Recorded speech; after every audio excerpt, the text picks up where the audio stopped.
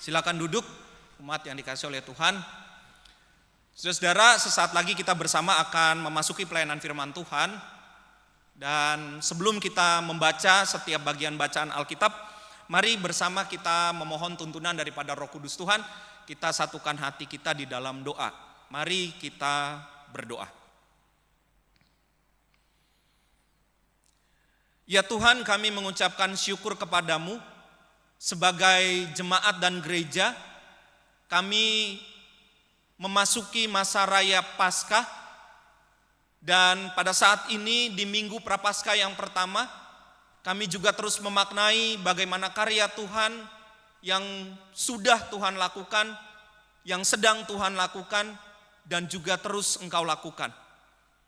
Dan di dalam pemaknaan tersebut ya Tuhan, biarlah kami bukan memaknai lewat cara pikir kami sendiri, tapi kami belajar untuk memaknainya di dalam tuntunan daripada Roh-Mu yang kudus ya Tuhan. Ada banyak sekali cara Engkau berkarya dan bekerja dalam hidup kami.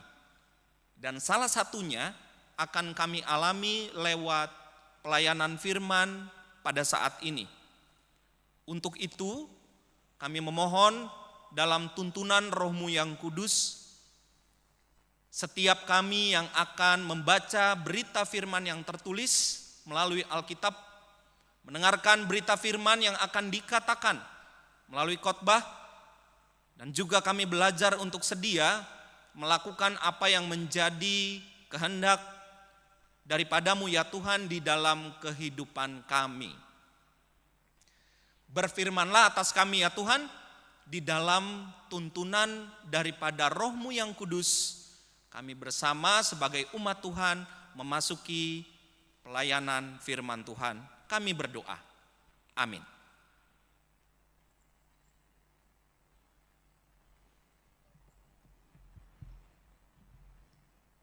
Bacaan pertama dari Kejadian 9 ayat 8 sampai 17.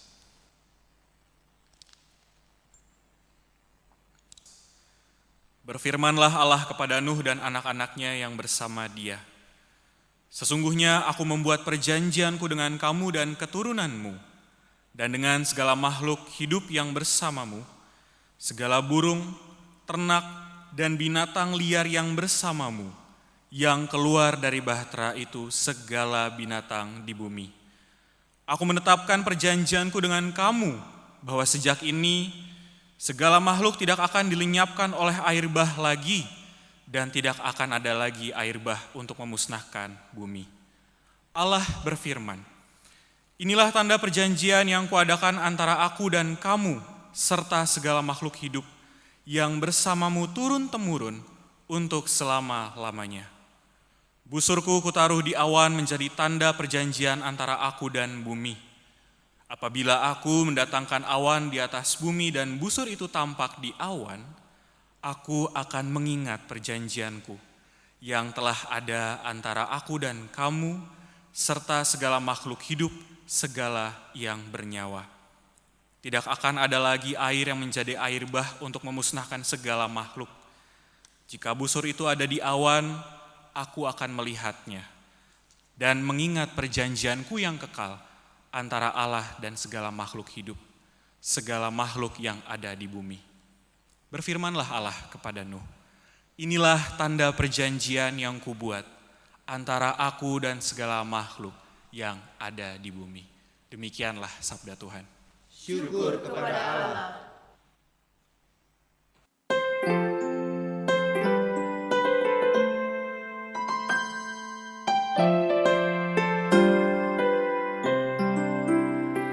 Kepadamu ya Tuhan, ku angkat jiwaku, Allahku. Kepadamu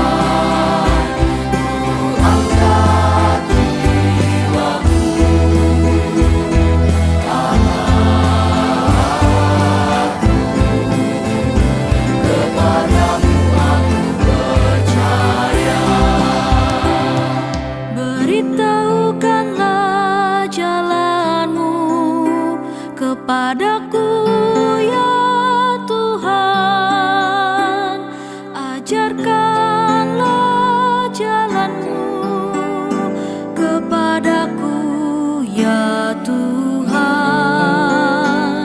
tuntunlah aku berjalan di dalam kebenaran-Mu. Engkaulah Allah yang selamatkanku, Engkau ku nantikan sepanjang hari.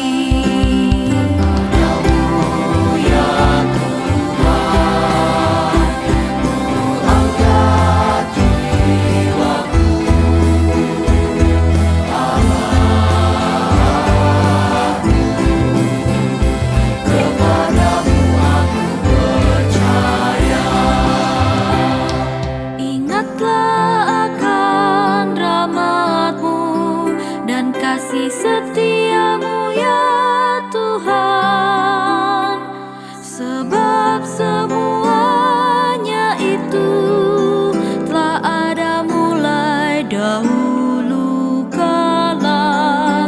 Dosa-dosa masa mudaku janganlah kau ingat lagi, sesuai dengan kasih setia-Mu, ingat aku demi kebaikan-Mu. Kepadamu ya Tuhan, ku angkat jiwaku.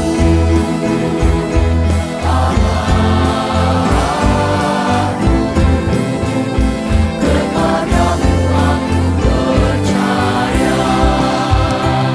Tuhan itu baik dan benar, Dia tunjukkan jalan bagi yang sesat.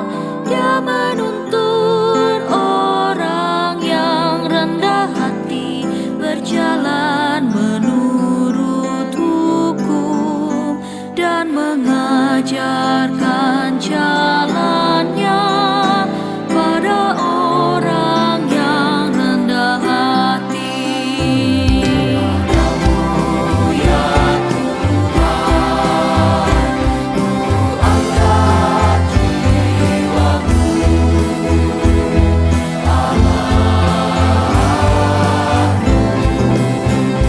Kepadamu aku percaya. Segala jalan Tuhan adalah kasih setia dan kebenaran bagi orang yang berpegang pada perjanjiannya, pada orang yang berpegang pada perjanjiannya. Kepadamu ya Tuhan, ku angkat jiwaku.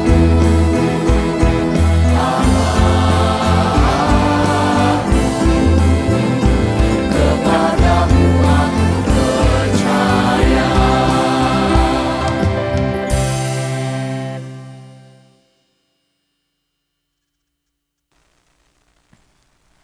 Bacaan kedua dari surat 1 Petrus 3 ayat 18 sampai 22.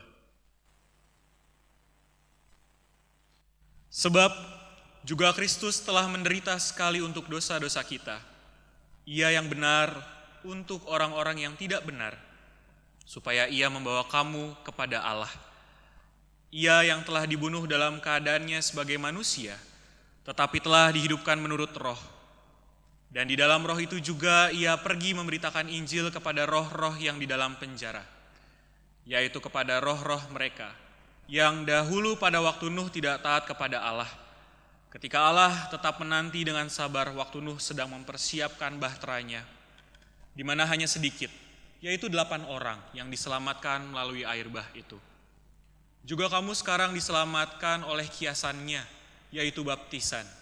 Maksudnya bukan untuk membersihkan kenajisan jasmani, melainkan untuk memohonkan hati nurani yang baik kepada Allah melalui kebangkitan Yesus Kristus, yang duduk di sebelah kanan Allah setelah ia naik ke surga sesudah segala malaikat, kuasa, dan kekuatan ditaklukkan kepadanya.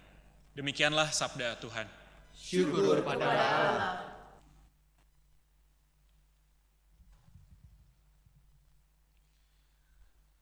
Saudara-saudara yang dikasih oleh Tuhan Yesus Kristus, bagian bacaan Injil pada hari ini, Injil Tuhan kita Yesus Kristus menurut kesaksian penulis Markus, dalam pasalnya yang pertama, ayat 9 sampai dengan ayatnya yang ke-15. Demikian. Pada waktu itu, datanglah Yesus dari Nazaret di tanah Galilea, dan ia dibaptis di sungai Yordan oleh Yohanes. Segera sesudah keluar dari air, ia melihat langit terkoyak dan roh seperti burung merpati turun ke atasnya. Lalu terdengarlah suara dari surga, "Engkaulah anakku yang kekasih, kepadamulah aku berkenan." Segera sesudah itu roh mendesak dia ke padang gurun. Di padang gurun itu selama 40 hari ia dicobai oleh iblis. Ia tinggal bersama dengan binatang-binatang liar dan malaikat-malaikat melayani dia. Sesudah Yohanes ditahan, datanglah Yesus ke Galilea dan memberitakan Injil Allah. Katanya, "Saatnya telah genap, kerajaan Allah sudah dekat. Bertobatlah dan percayalah kepada Injil." Saudara yang dikasih oleh Tuhan, demikianlah Injil Tuhan kita Yesus Kristus. Berbahagialah setiap mereka yang mendengarkan firman Allah dan yang senantiasa memeliharanya. Hosana, Hosana, Hosana.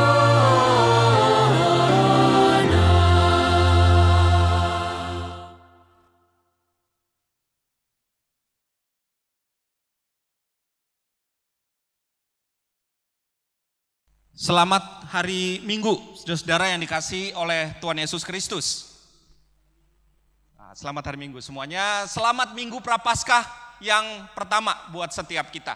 Saudara, pada saat ini tema kita bicara Allah yang tak ingkar janji. Wah, di sini siapa yang sudah pernah membuat janji atau pernah ditipu oleh orang karena janji? Mengalami kalau bahasa anak sekarang ghosting ya. Di ghosting. Saudara, perihal janji yang paling saya pribadi ingat itu adalah janji ketika menikah. Nah, menariknya saya itu menjadi seorang pendeta terlebih dahulu baru menikah. Dan sudah pernah melayani kebaktian peneguhan pemberkatan nikah terlebih dahulu baru saya menikah. Nah, biasanya seorang pendeta itu ketika melakukan kebaktian persiapan peneguhan pernikahan, maka pendeta itu kan ngajarin gitu ya. Mengajarkan kepada mempelai harus begini, gerak liturgisnya seperti ini. Nah, salah satunya adalah supaya bisa mengingat janji nikah. Kalau tidak salah 2 atau 3 kali saya melayani kebaktian peneguhan pemberkatan nikah sampai kemudian saya pribadi menikah. Nah, ini tahun ke-10 dalam kehidupan pernikahan yang saya alami. Tapi saya mau sedikit berbagi saudara-saudara. Ketika saya pribadi akhirnya menikah dan harus mengucapkan janji nikah, ini belum hari H, baru JR saja, ternyata gak gampang saudara-saudara. Mengucapkan janji nikah itu gak gampang. Ada semacam desiran, nervous, grogi dalam diri. Tidak semudah ketika mengatakan kepada calon mempelai yang akan menerima peneguhan dan pemberkatan nikah, mengucapkan janji nikah. Giliran saya sendiri, saudara ketika mengucapkannya gak gampang. Lalu saya mencoba mundur jauh lagi ke belakang, ketika mengucapkan pernyataan di dalam sebuah kebaktian penabisan pendeta. Perasaan yang mirip, ketika saya coba refleksi, mirip sekali dengan apa yang dialami ketika mengucapkan janji nikah. Saudara, ternyata mengucapkan ataupun membuat sebuah janji itu enggak mudah. Mengatakan sebuah janji, mengucapkan sebuah janji itu enggak mudah, saudara. Dan biasanya, saudara, kalau orang berelasi dengan orang lain, maka yang paling kemudian menjadi salah satu hal yang menentukan kualitas dalam relasinya itu adalah orang tersebut bisa setia, bisa bertanggung jawab atau enggak nih terhadap janji yang udah dia buat. Saya coba pakai contoh lain, saudara. Misalkan saja kita punya rekan, teman yang gak pernah bisa dia itu on time. Gak pernah bisa tepat waktu. Penyakitnya adalah kalau janjian sama orang ini pasti terlambat. Ada saja alasannya. Saudara, kalau ketemu dengan orang seperti ini, kira-kira apa nih yang akan kita lakukan? Ada beberapa sih, saudara. Mungkin kita akan bilang, kalau begitu next time kita janjian sama dia, kita coba untuk menggeser saja waktunya. Kita katakan pertemuannya 30 menit lebih awal, karena dia orangnya pasti akan terlambat. Atau di lain kesempatan, kita mungkin akan bilang bahwa jangan pernah janjian lagi dengan dia. Nggak pernah bisa nepatin janjinya. Saudara, manusia itu bisa melupakan, bisa nggak bertanggung jawab terhadap janji yang udah dia buat. Manusia itu bisa melupakan janjinya. Janji kesepakatan untuk melakukan sesuatu, atau bahkan saudara yang lebih kompleks, lebih dalam lagi adalah janji dalam pernikahan. Janji dalam hidup. Manusia itu bisa melupakan janjinya. Nah, kalau tema kita saudara pada hari ini bicara, kalau Allah itu adalah Allah yang tidak ingkar janji. Allah adalah Allah yang setia. Allah yang berbeda dengan manusia. Perihal janji. Nah, untuk itu saudara, saya ingin mengajak kita untuk kembali melihat dalam bagian bacaan Alkitab kita, ini cerita kisah yang disampaikan yang menceritakan tentang janji yang dialami oleh Nuh. Saudara, dalam bagian bacaan Alkitab kita disampaikan, saya coba baca beberapa ayat yang semakin meneguhkan kita, saudara. Disampaikan demikian. Sesungguhnya aku membuat perjanjianku dengan kamu dan keturunanmu. Dan bukan hanya dengan Nuh dan juga keturunannya, saudara-saudara. Dikatakan, dan dengan segala makhluk hidup yang bersamamu. Itu ayatnya yang ke-9 dan ayatnya yang ke-10. Jadi yang pertama, saudara, kita bersama melihat begini. Bahwa ada pernyataan janji yang disampaikan oleh Allah dalam kisah Nuh kepada Nuh dan keturunannya, dan bukan hanya berhenti di situ, tetapi juga kepada segala makhluk. Hal ini menandakan karya dan pekerjaan Allah yang dinyatakan kepada segala makhluk. Dan tentu kita ada di dalam karya Tuhan tersebut. Saudara, kalau kita itu disertakan dalam sebuah momen peristiwa, kita itu enggak dipisahkan, kita itu enggak dijauhkan, maka rasanya ada perasaan saudara-saudara dan saya kan kita merasa bahwa oh kita itu diterima saudara. Tapi kalau kita ini gak diajak saudara, misalkan kita lagi ada orang yang berkumpul, lalu ketika kita datang tiba-tiba bubar saudara, orang yang lagi ngumpul itu. Kira-kira apa yang ada di pikiran kita? Bisa macam-macam ya saudara ya. Kita bisa berpikir macam-macam, mungkin kita berpikir bahwa oh mereka gak suka dengan saya. Oh mereka gak senang dengan kehadiran saya. Oh mereka jangan-jangan lagi bicarakan saya nih. Ada banyak hal yang mungkin muncul di benak kita. Tapi kalau kita itu diterima di dalam sebuah kelompok komunitas, ada perasaan sukacita. Ada damai sejahtera kan saudara-saudara kalau kita mengalami hal tersebut. Nah, perihal janji Allah adalah janji yang bukan sifatnya itu dialami oleh segelintir orang. Tidak bersifat parsial tapi holistik saudara-saudara. Dialami oleh seluruh makhluk hidup. Jadi bicara soal janji Tuhan adalah janji yang dialami oleh setiap makhluk hidup. Oleh saudara dan juga saya. Nah, ini kan penguatan yang teramat besar saudara-saudara di dalam kehidupan kita. Kalau kita bersama ini mengalaminya, kita tahu bahwa Allah itu adalah Allah yang menyatakan janjinya kepada segenap makhluk. Dan kita ada di dalam karya itu. Kita bukan di luar, kita bukan dijauhkan, kita ada di dalam karya itu. Kita ada di dalam bagian cara kerja Tuhan tersebut. Dalam ayat yang ke-11, saudara. Aku menetapkan perjanjianku dengan kamu, bahwa sejak ini segala makhluk tidak akan dilenyapkan oleh air bah lagi.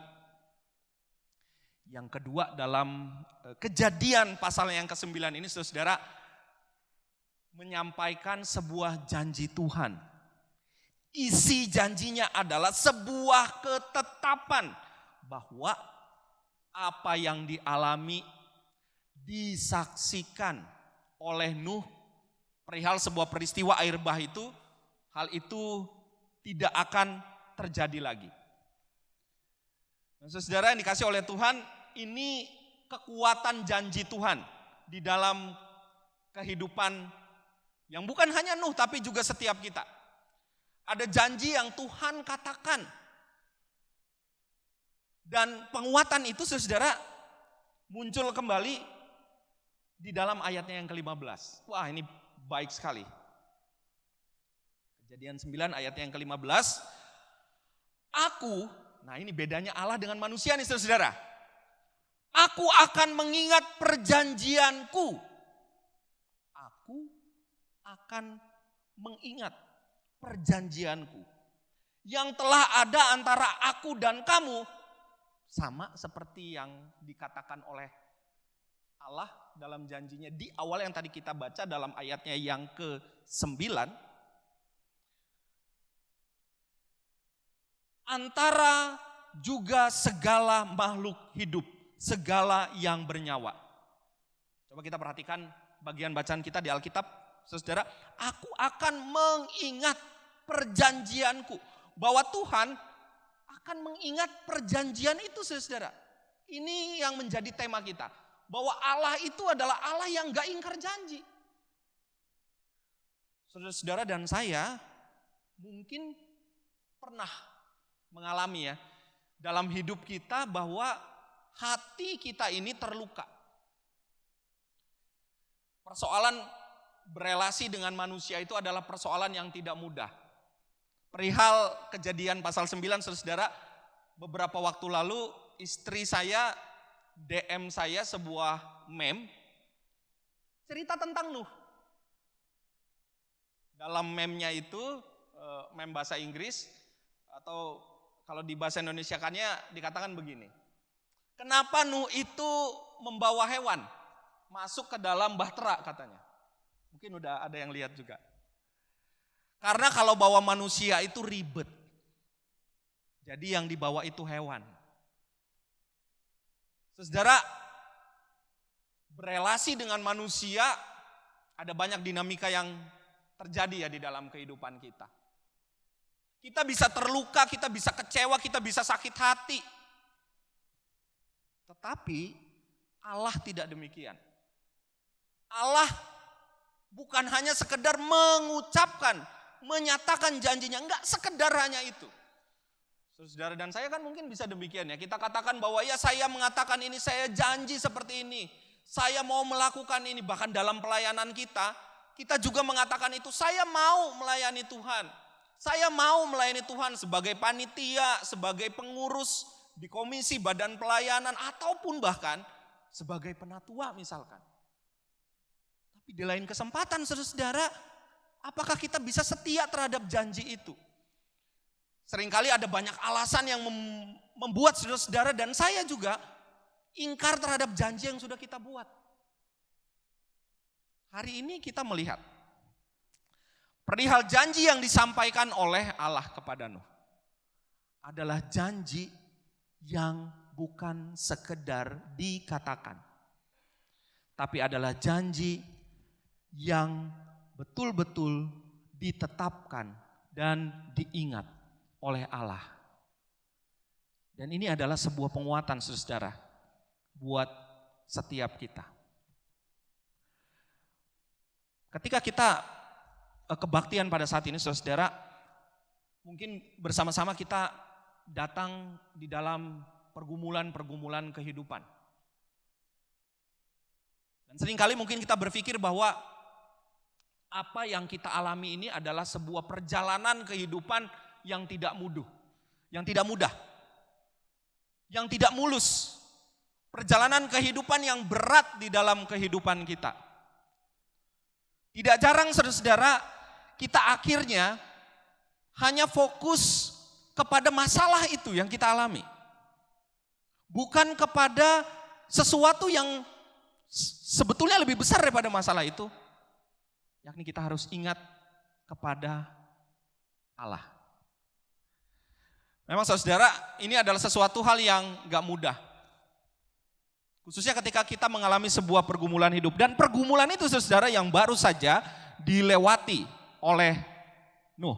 Dan untuk itu di dalam bagian bacaan Alkitab kita, dikatakan dalam ayatnya yang ke-16, saudara, dikatakan demikian. Jika busur itu ada di awan, aku akan melihatnya dan mengingat perjanjianku yang kekal antara Allah dan segala makhluk hidup. Segala makhluk yang ada di bumi. Saudara yang dikasih oleh Tuhan Yesus Kristus, penguatan seperti itu juga yang menyapa dalam hidup saudara dan saya hari ini. Bahwa saudara dan saya tidak menjalani kehidupan sendirian. Orang terdekat kita sekalipun saudara, itu kan bisa melukai kita. Itu orang terdekat kita sekalipun. Jadi bukan hanya orang yang kita nggak kenal atau orang yang jauh, tapi orang yang dekat sekalipun dengan kita, itu bisa melukai hati kita. Tapi ada satu pemulihan saudara dan saya yang kita dapatkan pada hari ini. Yakni ada janji daripada Tuhan yang Tuhan nyatakan di sepanjang perjalanan kehidupan kita. Kita perlu belajar mengingat karya Tuhan dan melihat karya Tuhan. Itulah yang kita baca di dalam Kejadian pasal 9 tadi saudara. Bahwa peristiwa yang berat, peristiwa yang tidak mudah itu dilewati. Dan ada penyataan Tuhan yang Tuhan berikan di dalam kehidupan Nuh. Dan itu bukan hanya pada saat itu. Tapi juga di sepanjang perjalanan seluruh kehidupan. Nah saudara yang dikasih oleh Tuhan Yesus Kristus, saya ingin mengajak kita untuk kemudian menutup dengan apa yang kita baca bersama di dalam Injil Markus pasalnya yang pertama. Bagian bacaan Alkitab kita pada hari ini, di bagian bacaan ketiga di Injil Markus ini menyampaikan sebuah rangkaian yang dimulai dengan peristiwa pembaptisan Yesus oleh Yohanes. Dan di situ ada sebuah penyataan dalam ayat yang ke-11 yang bunyinya begini. Engkaulah anakku yang kekasih, kepadamulah aku berkenan. Saudara, tidak jarang kita berpikir bahwa harusnya seseorang yang mengalami perkenanan Tuhan itu, hidupnya itu bisa smooth. Gak ada masalah, baik-baik aja, happy ending, ceria. Tapi bagian bacaan Alkitab kita kan kemudian meneruskan ya, tentang cerita Yesus yang dicobai di padang gurun. Terjadi pencobaan di sana.